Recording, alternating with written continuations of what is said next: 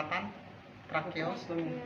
Jadi bukan pemasangan tracheostomi ya, karena pemasangan tracheostomi itu harus dilakukan oleh dokter. Itu adalah kompetisi dokter. Bagusnya adalah dokter bedah yang melakukan tracheostomi. Tapi untuk kondisi darurat, misalkan kasus-kasus di hutan tidak ada orang lain, sedangkan pasiennya misalkan mengalami sumbatan jalan nafas tas, misalkan bagian di atas trakea, boleh nggak perawat melakukan? Boleh saja kalau misalkan kondisinya darurat. Darurat artinya kalau tidak dilakukan pada saat itu pasiennya meninggal, tapi kalau dilakukan, bukan kita bukan sebagai dokter, kita sebagai perawat, tapi boleh melakukan ketika kondisi darurat. Tapi ketika kondisinya tidak darurat, itu dilakukan oleh dokter ya, khususnya adalah dokter bedah. Jadi tracheostomi itu dilakukan untuk pasien-pasien yang misalkan penurunan kesadaran, di mana dia berisiko terjadinya sumbatan jalan nafas, misalkan lidahnya jatuh ke belakang ya, karena tidak dipasang mayu dan segala macam, mau tidak mau gitu. Jadi harus dilakukan tindakan tracheostomi, tetapi kita harus wajib melakukan perawatannya agar tidak terjadi infeksi ya. Jadi biasanya tracheostomi itu dipasang di daerah tulang sini, jakun, biasanya di bawah jakun, karena di sini tuh ada kayak selak dan tulang lunak, biasanya di situ masangnya.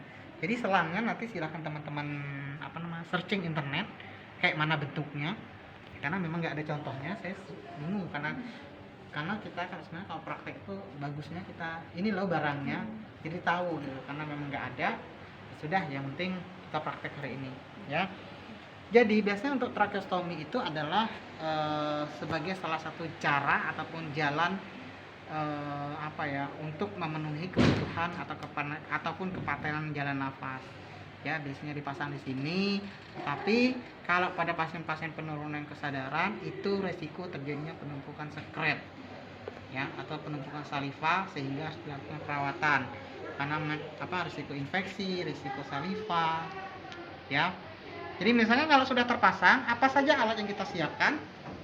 1, peralatan yang steril ya, karena kita mau perawatan luka ya, perawatan steril. Kemudian ada cotton bud ya, cotton bud atau kasa atau pinset, boleh disesuaikan. Jadi kalau cotton bud kemudian kita siapkan NaCl, tidak ada betadine, tidak ada apa-apa ya, artinya kita cuma membersihkan menggunakan NaCl. Karena itu adalah perawatan luka terbaru, kita tidak dianjurkan lagi menggunakan betadine, jadi tetap kita menggunakan NaCl. Ada yang menggunakan pehidrol pun sebenarnya sudah tidak dianjurkan lagi. Pehidrol itu H2O2 kalau nggak salah isinya, itu pehidrol ya, tidak dianjurkan lagi, tapi kita cukup menggunakan NaCl ya. Jadi alat yang kita butuhkan adalah peralatan steril ya. Di sini ada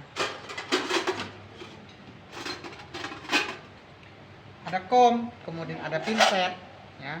Kemudian kalau itu ada tadi saya bilang cotton bud ya, ada obatnya itu dalam bentuk salep ya, misalkan kayak gentamicin gitu, salep yang kandungan antibiotiknya untuk mencegah terjadinya infeksi ya. Kemudian ada handscoon bersih, ada handscoon steril ya.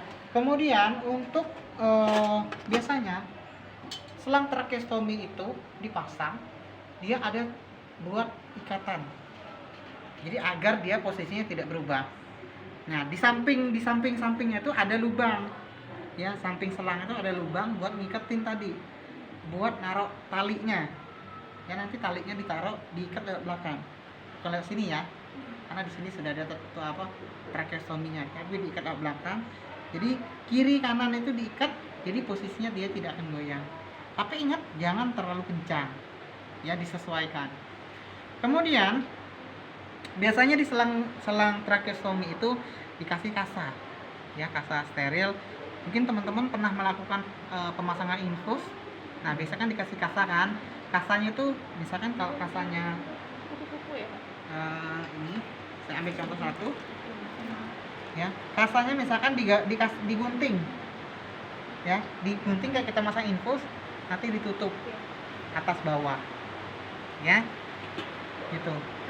Kemudian alat-alat yang kita butuhkan harus steril. 1, ada komnya ini adalah 1 aja sebenarnya, komnya nggak apa-apa, misalkan komnya 1 ya, ini buat NaCl nya.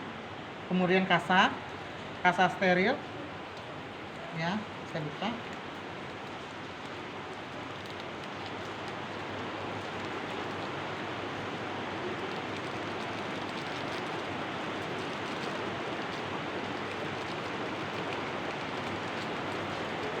Sorry.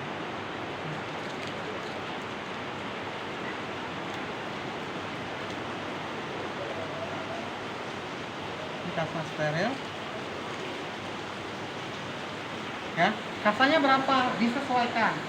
Kita mau ngebersihnya berapa? Kalau misalkan lukanya di sini itu agak susah dibersihkan pakai kasa, kita menggunakan cotton bud nggak apa-apa.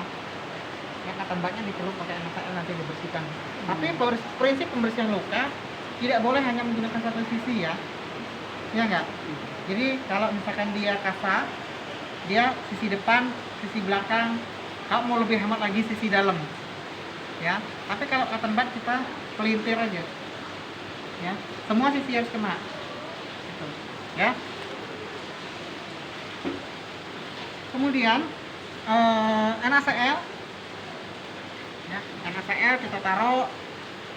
Kemudian kita menggunakan untuk awalnya, ya. Untuk awalnya kita menggunakan handscoon bersih aja dulu, ya. Handscoon bersih. Misalkan saya handscoon bersih, ya, bersih.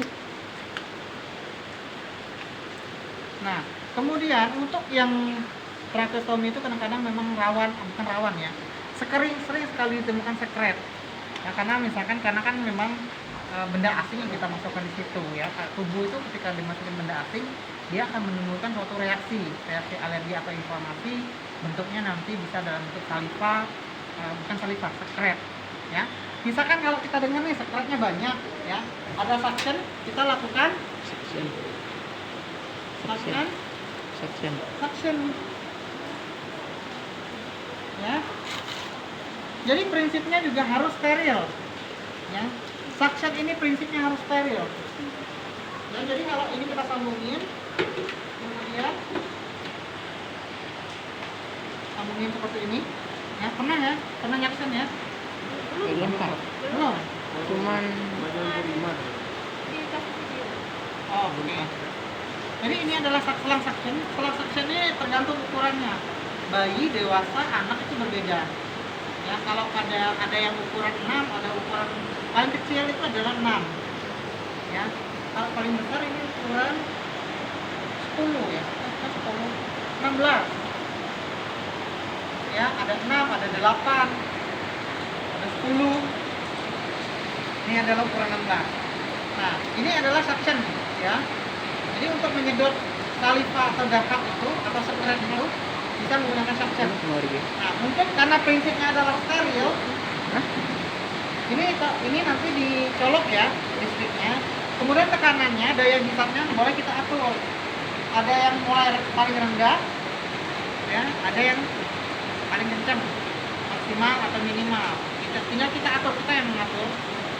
Nah, untuk penyaksiannya ini nanti misalkan dia di dalam ETT itu karena dia tidak ada tutupnya, biasanya dikasih kasa yang sudah dibasahkan, kasa steril yang dibasahkan, biar untuk di dalam itu tetap lembab, ya.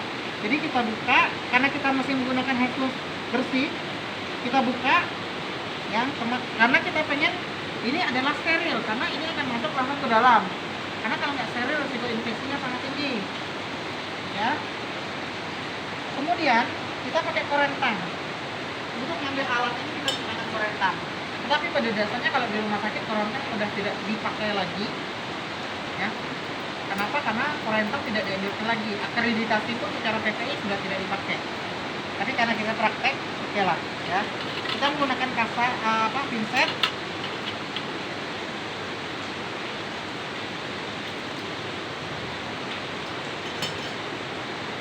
Ya, jadi suctionnya,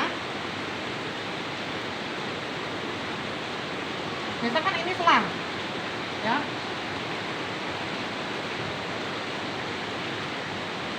Ini selang tracheostominya.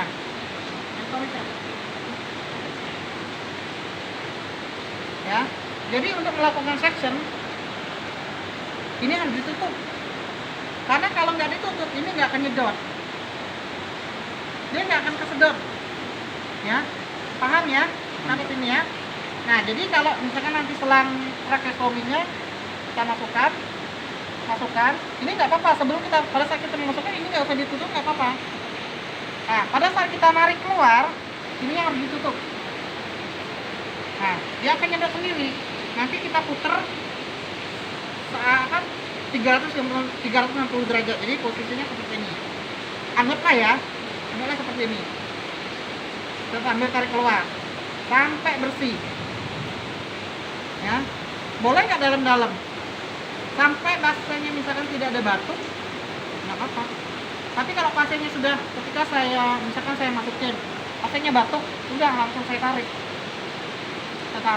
saya bersihkan. Kalau suction itu suction mulut, tidak boleh lagi suction itu terlalu dalam. Jadi suction itu boleh dilakukan hanya ketika tidak di suction luar namanya, ya di sekitar rongga mulut. Jadi suction itu nggak boleh lagi yang sampai yang ke dalam itu. Suction itu boleh dilakukan secara dalam ketika dibantu menggunakan laryngoscope. Ya, kalau bayi yang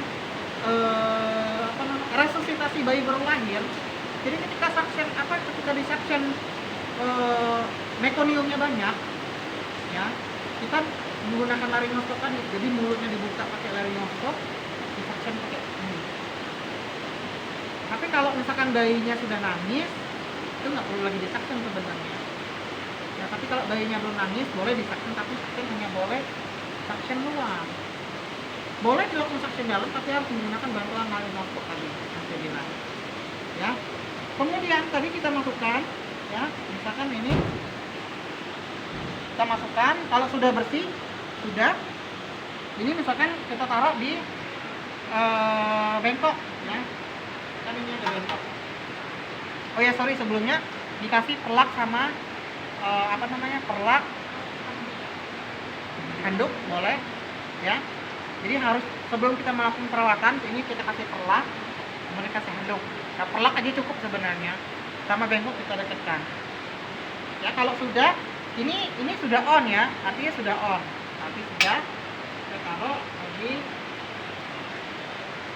Oh ya, jadi untuk membersihkan, jadi kita menggunakan NaCl, cairan NaCl kita masukin ini buat ngebersihin yang di dalam, ya. Jadi bersihin, dia akan ngebersih sendiri nanti, dan kotoran tuh biasanya akan nyampe ke dalam sini. Kalau sudah,